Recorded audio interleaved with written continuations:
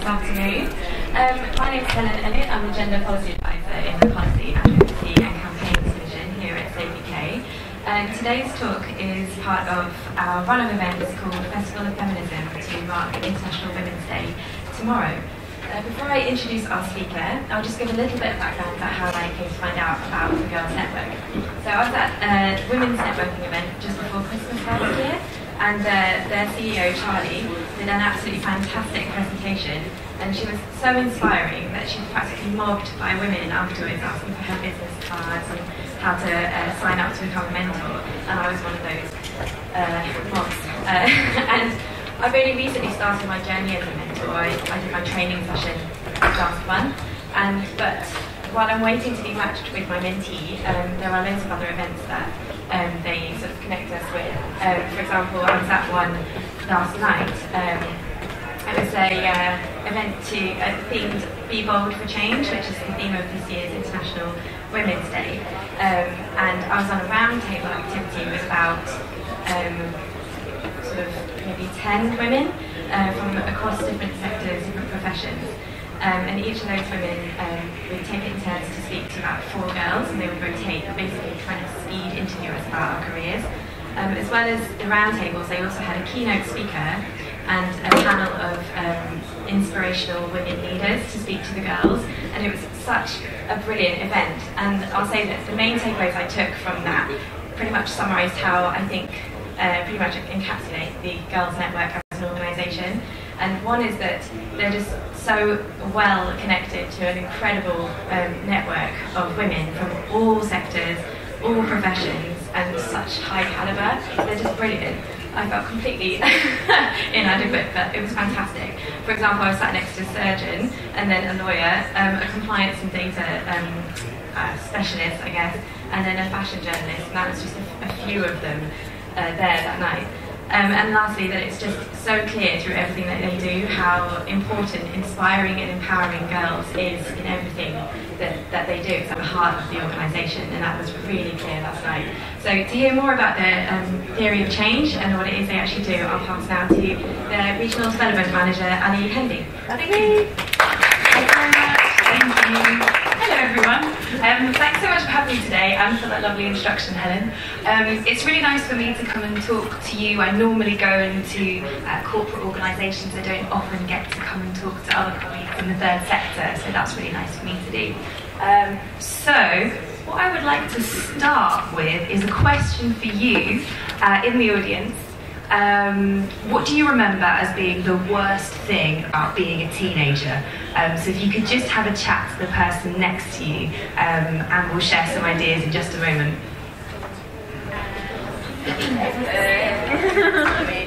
I just heard everything.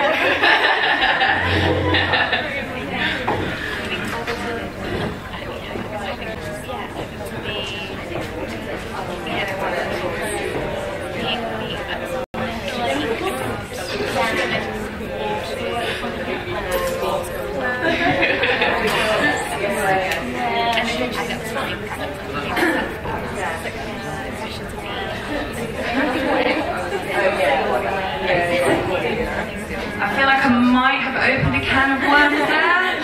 I think I'll stop you. Would anyone just shout out what they were discussing? Having to fit in. Oh yeah. Anyone else? Body changes. Absolutely, body changes. School shoes. Arguing with my mother every single time. Claudia and I live together, by the way, so. Anything else? Obsession with appearance. Yeah, and actually what really strikes me with the girls that we work with is this absolute pressure you're only as cool as the next thing that you buy, and how successful advertising agencies are at making particularly girls feel that they have to buy the newest trainers, the newest bag. Alright, so I'm going to throw another question to you, which is, what do you think a 14-year-old girl today is worried about? And how might that be different from when you were younger?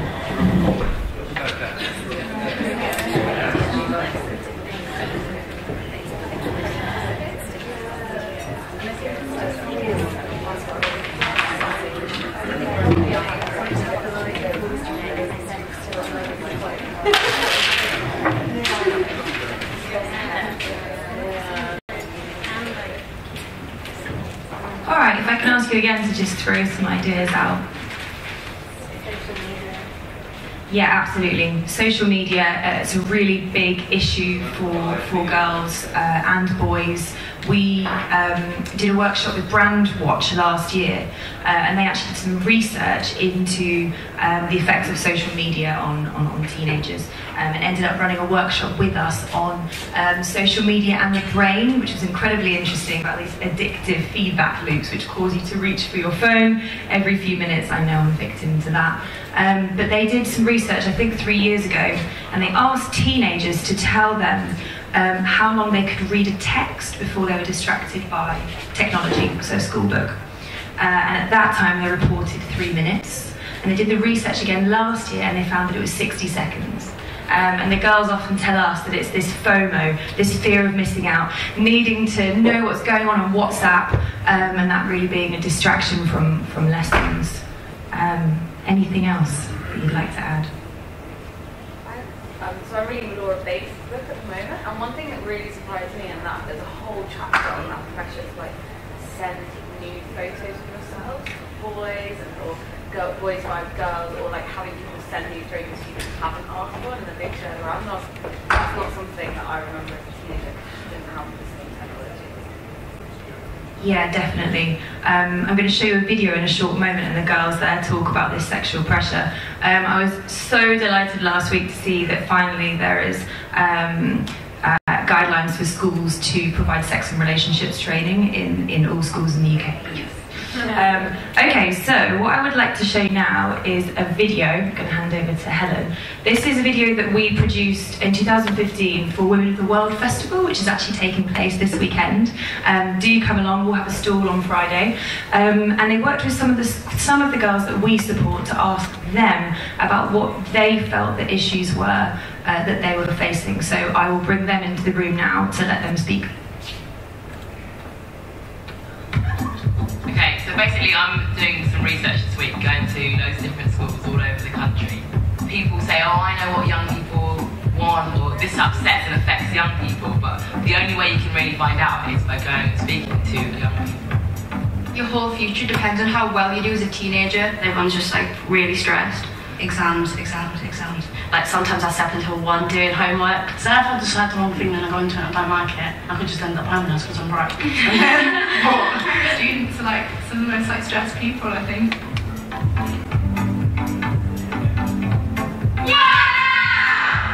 Has a boy ever asked you to take a sexy picture for them? Yeah. Boys of your age, between 12 and 13, are watching porn a lot. Yes! They obviously learn it from somewhere. They can't just naturally think, oh yeah, I want to just call this girl my bitch, you know? They're labelled as sluts, gold diggers, slags, like so many rude, offensive words. Calling me clapped and calling me ugly. Actually, I've been spat at by boys.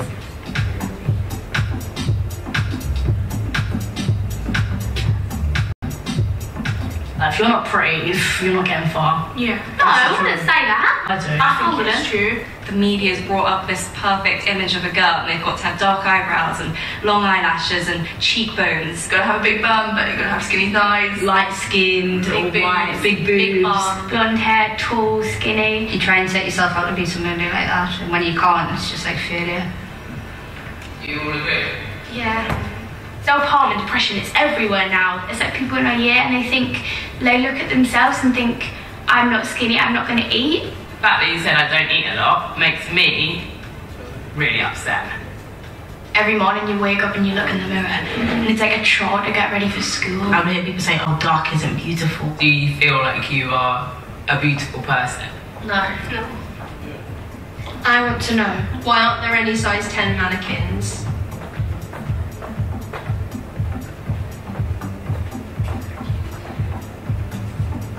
I want to know, why do you only put skinny girls on your covers? On social media, that's where everyone's getting their information from. It's all become like a competition for likes. We take these pictures, e.g. 60 pictures, and then we take it to another app on our phone, which edits the whole thing. People on the internet, they'll say things to you, but they won't say that in real life. I don't post much because like I know that like one way or another it's gonna cause drama. When someone's getting all these likes on like their selfies and stuff, and then you post photos and there's like nothing there, you know, it makes you feel like there are other people who are doing better than you. You see on Instagram now so much about pictures of girls like naked and everything, and everyone thinks it's okay to share it. It just takes up too much of your life, and there's other things that are going on around you that you're ignoring because you're too busy sitting there on your phone. But sometimes I think, like, if people just, like, if they don't always edit their pictures and everything, like, It could get better. rather than saying, well, to look like us you have to wear lots of makeup, surely they can turn that the other way, and I think that can make a big difference. Like lyrics to songs. I prefer that girls to bitches. And these girls, they're standing there, they might as well be naked, they're so undressed. It's not really fair toward women in a way because they don't do that to men. If this is supposed to be going to all younger children, because it won't go to adults, would it? Well, No, they don't I'm not sure, they don't really listen to music. But if they are teaching us anything, it's teaching us to have sex at a young age. Does it affect the way that people speak to each other? Yes. Yeah. I want to know. What is a boy sport? I want to know. What is pretty and what is ugly? I think there's always going to be something there that will stop a woman from becoming what she wants. In here there are some very talented people in football, but we never get a chance to showcase that because the boys are more privileged when it comes to space. When we take control, take leadership, or we're bossy or anything that's overpowering to boys, they would ask, are you on your period? It doesn't matter how good you are sometimes. Because you're that. Yeah. They kind of pursue. They're not going to be good at this. They're not going to be good at that. And you can just see the doubt in their eyes. It's really annoying. That's something that you would experience. Yeah.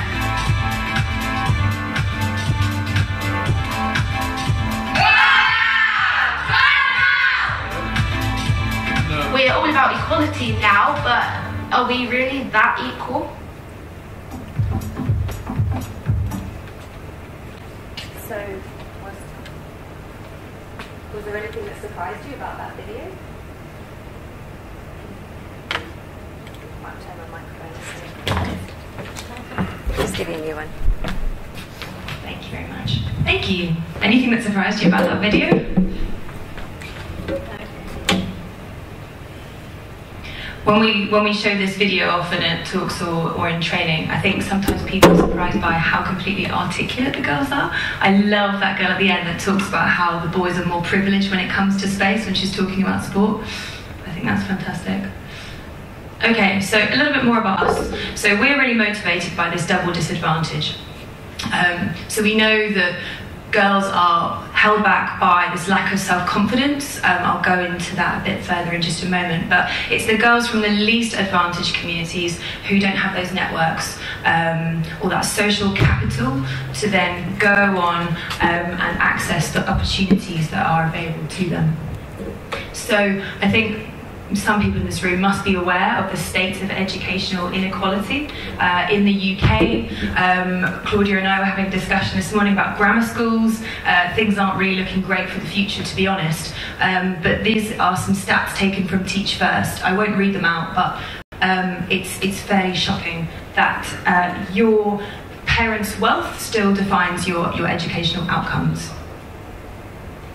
I don't know if anyone's ever seen the Girl Guiding Attitude Survey. It's brilliant. It's the best of its kind. What they do is they take about 3,000 girls and survey them on their attitudes towards leadership, aspiration, body confidence, mental well-being. Here's some of the stats taken from their report last year. And what they really find is that when they survey their 7 to 10-year-olds, we can see that they are much more likely to think that boys and girls have the same chance of being successful in a future career or feeling confident, and then we see this decline in the 11 to 16-year-old category and then the 17 to 21-year-old category. We work mostly with schools and colleges. That's how we reach the girls that we support on our mentoring program. And often this lack of confidence really holds girls back in the classroom. So girls are quieter and talk less, asking fewer questions. This might speak to some of your experience at school, it may not. Where we're talking about some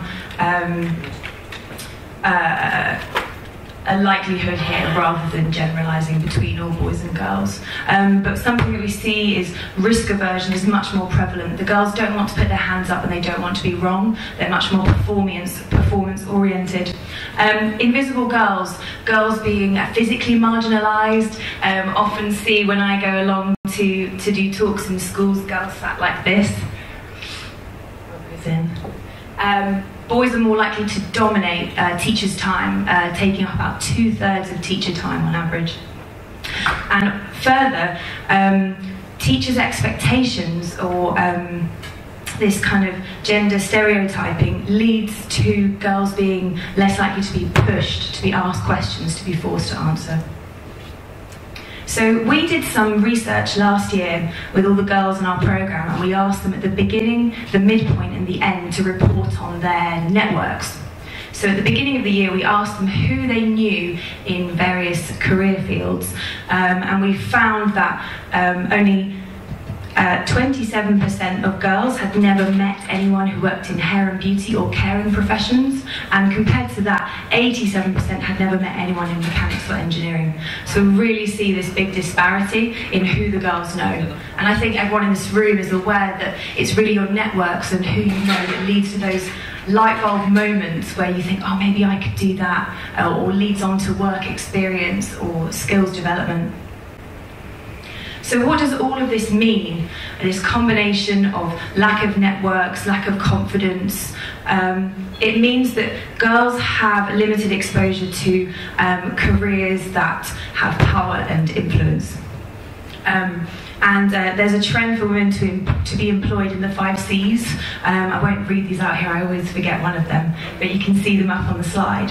And there's this reinforced gender expectations for girls. So we really often find that when schools are organising work experience for their students, they are unwittingly sometimes pushing girls towards those gender stereotyped roles.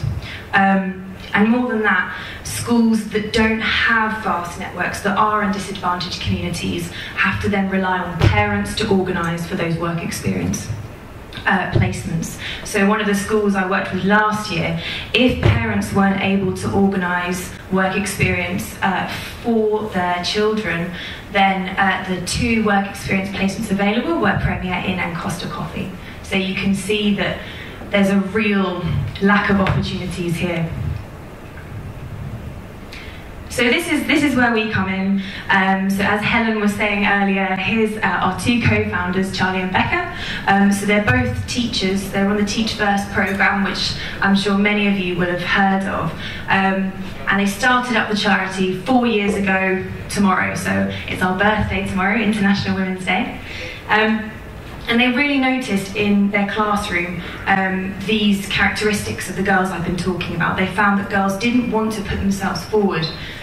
And they also found a real lack of knowledge around things like maternity leave, basic opportunities open to the girls, many of whom came from several generations of women in their family that had never worked before. And they decided to set up a speed networking event where they just invited along 30 of their female friends to meet 30 of the girls, just some exposure. And what they really found was, aside from the event being really buzzy and exciting, once the women had been introduced to the girls, they wanted to help them further. They wanted to support them in writing CVs. They wanted to organise work experience, or they just wanted to sit down and coach that girl and help her think about what she might want to do. And that's where the mentoring programme was born. So now we run a 1-year mentoring programme for girls between the age of 14 and 19. We select those girls with our schools, targeting schools by postcode in the areas of most need, and predominantly working with girls on free school meals. And when they're on the programme, we follow a curriculum, which Helen, you might have got to explore in your training, which is focused around building a professional toolkit, but the secret objective of it all is to build their confidence, their resilience, to provide exposure to women in the workplace. So something that that might be surprising is, so just taking London for an example, many of the girls that we support here have never got the tube, may live a mile from the city but have never actually travelled in. My mentee last year, we went and had a mentoring session at St Paul's. She lives in Tower Hamlets and she'd never been that way. So it's about encouraging them to go outside of their comfort zone, but really gently and in a supporting way. Aside from the mentoring programme, we provide work experience, workshops, speaking events. What's really fantastic is we have a community now of about 2,600 women, based predominantly in London, but growing in Birmingham, Manchester, along the south coast, in Portsmouth and in Brighton. We're launching this year in Liverpool and Newcastle as well, so it's world domination for us really. But it's incredible what happens when you have these connections. So just, I think that example, Helen, of you going along to Charlie's talk, then getting involved, that's how it all happens for us. It's really incredible. And at the end of the programme, we invite all of our girls to join our ambassador network. So we now have an alumni that's greater than the number of girls. We've mentored 1,000 girls. I think actually that's gone up to 1,200 in the last couple of weeks, because we just had another set of girls finish the programme.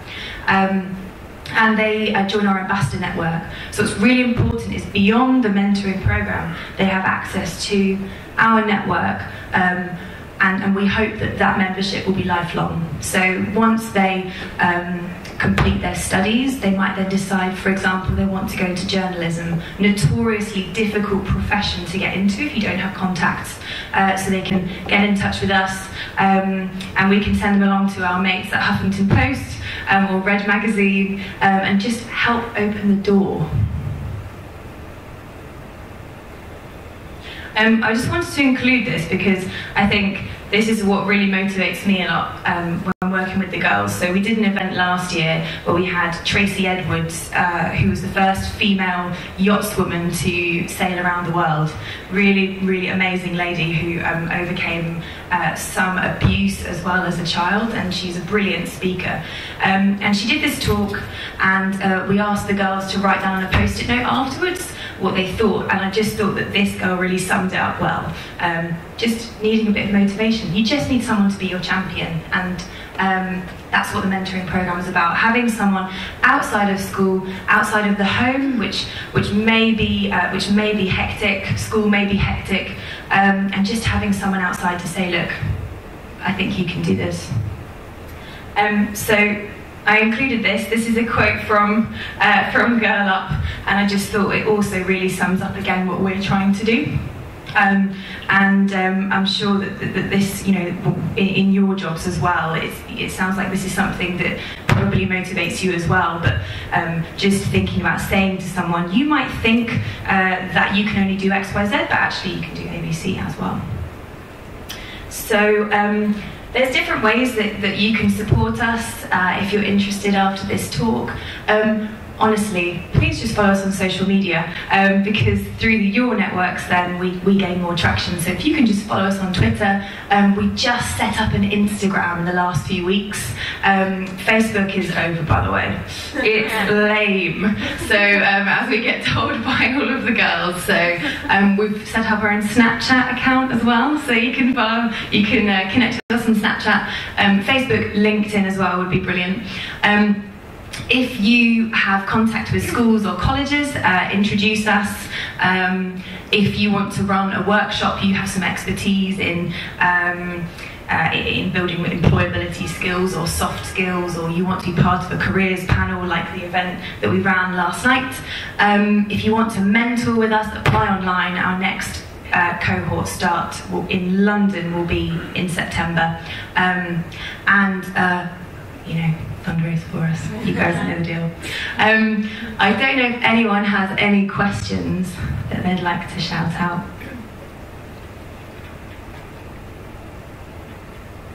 I have 2 questions. Go for it, Claudia. You'll probably know the answer to these already. Okay, Yes, sorry. Hi. So my first question was about how much work you actually do with schools, because you mentioned that example about schools and teachers kind of accidentally reinforcing these stereotypes by the sorts of things they offer girls and boys. So I wondered if you do anything with schools to actually work with the teachers to kind of think about the impact that has. And my second question was about your mentors. So obviously with your mentees, it's very much focused on diversity and working with the most kind of marginalised groups. Is there any kind of focus within your mentor group about actually trying to have a diverse pool of mentors across the board? I promise I didn't plant those questions. Thank you.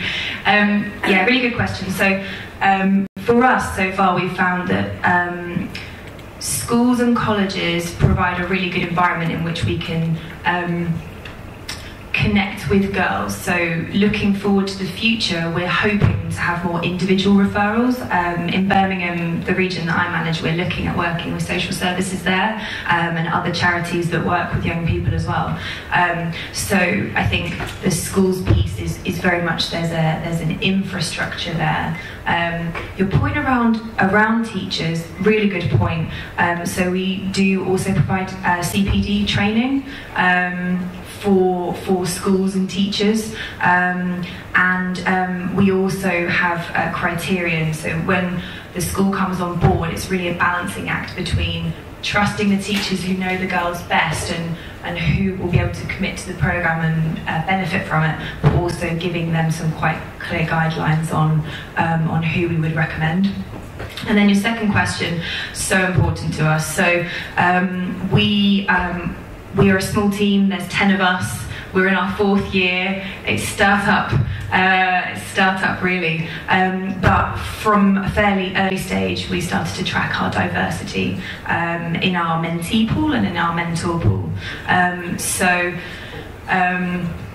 What we are doing for our mentors, interestingly in London we've got more or less an excess of mentors, which is great because it means that we can then provide more specialist support to our mentees who might want a mentor in a particular career pathway. So I guess diversity in terms of career background is really important, along with class and ethnicity diversity. So we're trying to work with some particular groups, with LGBT groups in London. We also work with Muslim women's group in Birmingham. We are always trying to seek speakers who are diverse. So that's something that's really important to us for every panel event that we have, and really is kind of at the heart of our future mentor recruitment strategy. Any other questions? There are a few people typing furiously on link, just waiting for the questions to come. No problem. So we might have a couple.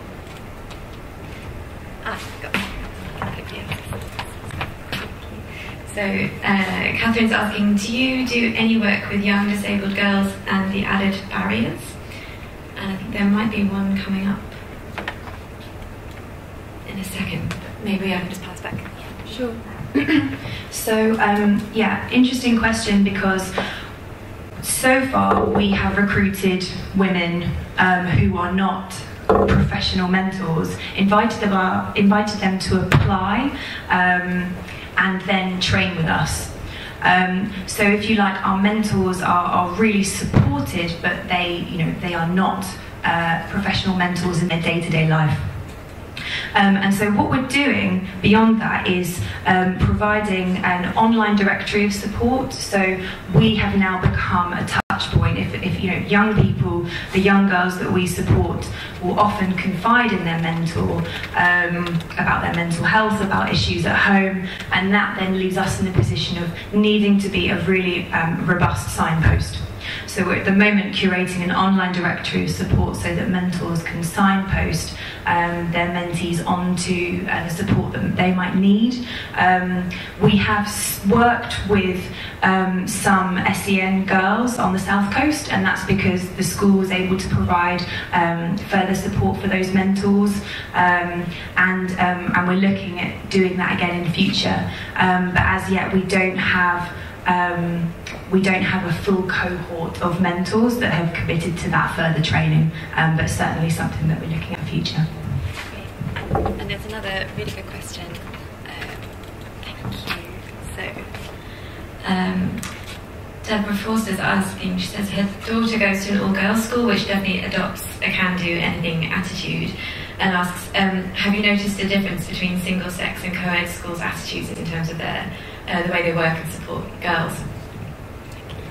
Yeah, definitely. So I'm afraid that I'm not going to be able to give the stats off the top of my head, but there's been a lot of research done into how girls perform in all girls schools, mixed schools, and then how boys perform in all boys schools.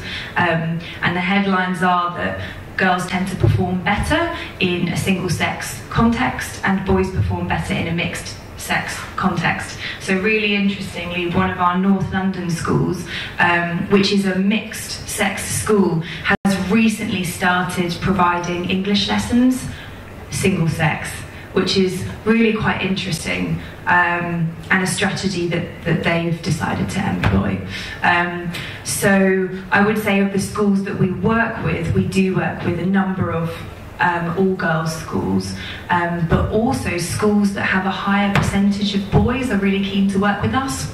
So we have an engineering academy that has 80% boys in the school versus 20% girls. So they really wanted, they found that actually the girls' confidence was even further reduced. That was kind of that was anecdotal on their part, but they were really keen to then provide the girls with an even greater boost of confidence because they found that the girls were being particularly quiet in the classroom. Yeah, go for it, shall I? I can probably speak without... Oh, you just because I got here. Oh, it's the link. Hello. Sorry if you covered this, but I came in a little bit late, sorry.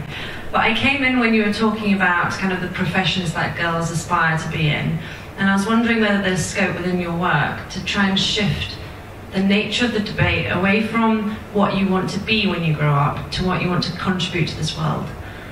Because I wonder whether over decades in the UK we focused a bit too much on my profession, me, my job, my career progression, my salary, and maybe there's space to kind of change that to what are you going to do for the world.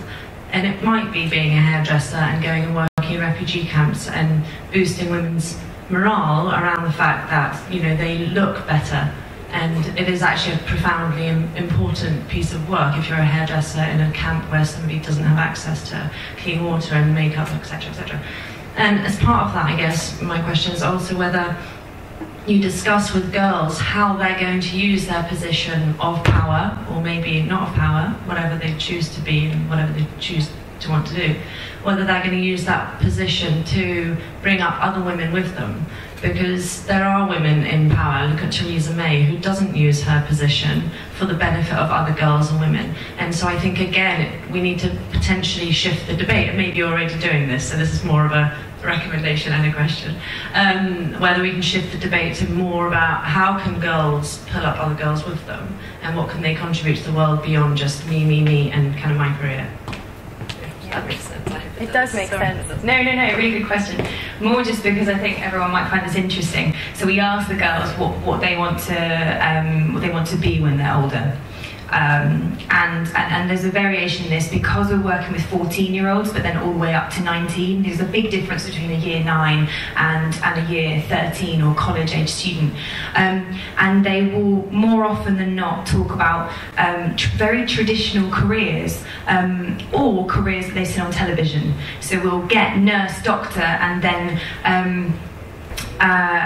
a criminologist comes up all the time because of television programs focused on kind of law and order, which is quite interesting. But it's really your point is really interesting because no one ever talks about career pathways that they are most likely to go into as a tech generation. I know this is. You were talking about how they want to contribute, but also there is just even a lack of awareness of what even is available to them. So none of them talk about consulting, marketing, tech. None of them talk about third sector jobs. We're working with TfL at the moment. They want to provide project management awareness in schools because that's a great career pathway that these girls just don't have awareness of. Going to your point about what do they want to contribute, I think actually we did a careers workshop last year where we asked the girls to, and I was inspired by something someone did for me, where we asked them to think about what kind of lifestyle they wanted. Because when you're not very motivated at school and you're not necessarily doing very well academically, and you're feeling kind of like a failure, but you still want this kind of, one of the girls that we work with wanted a 10-bedroom house in central London, so we showed her on Zoopla that would actually be £12 million. So she thought, oh, actually maybe I can connect the dots between what I'm doing now and my future. But that's the problem. There's a gap between now and the future. But we asked them what kind of lifestyle they wanted. Who do they want to work with? Do they want to work 9 to 5? Would they like to work at home? What kind of salary would they like? How do they want the job to make them feel? And actually, when they're likely to change career a lot more often, it might be better to think about those things. And that was, I think, actually quite a helpful discussion. So we'll probably look at doing that again. And your second question about paying it forward. So our ambassador network is all about not only providing further support to the girls, but encouraging them to become mentors themselves. So we're still at a young stage, 4 years in, but the dream is in 10 years' time, those girls will come back to us, or certainly support their peers. So I think in the long term, that's something that we really want to see. Anything else? Thank you very much, that's really interesting. I just wondered whether you work very closely with young boys and if they're sort of involved in the program. Incredibly important question. So for boys, so we work with another charity, Great Men Initiative. And there's also another one called Good Lad Workshop. And what they actually do is they go into schools and kind of discuss masculinity. We don't work with young boys directly. Our support is directed and targeted at girls for all the reasons that I've given, and we believe that they need that support. But of course, there are very discrete and important issues that boys are facing, and the two charities I've mentioned are really specialised and great at doing that. Beyond that, what we're trying to get right is engaging men in our network as well. So of course you can get involved as a mentor, and all of our mentors are women, but men can do so much to introduce us to organisations, to do the workshops beyond the panels. Thank you very much for coming along today. And that's, you know, we're looking at more and more ways for men to be involved, because you know, we don't want to alienate men. We're trying to give the girls a boost. It's not segregation. Anything else? Okay, well, thank you so much for coming along. It's been really great. I've got my... Oh, thank you. I've got my email address on the next page, so if you do want to get in touch, then just drop me an email, or you can find us on social media, and you know, ask any questions there. We'll be doing lots of social media stuff over the next couple of days because of International Women's Day, so if you see that and retweet it, then we would be really, really happy with that. Last one. Thank you. There you go. A bit longer than 20 minutes. It's perfect. There is a networking break that's happening now, organised by the Gender Champions at the Alison Plaza. Anyone is invited. I think it starts at 5. So do feel free to come and join us now when we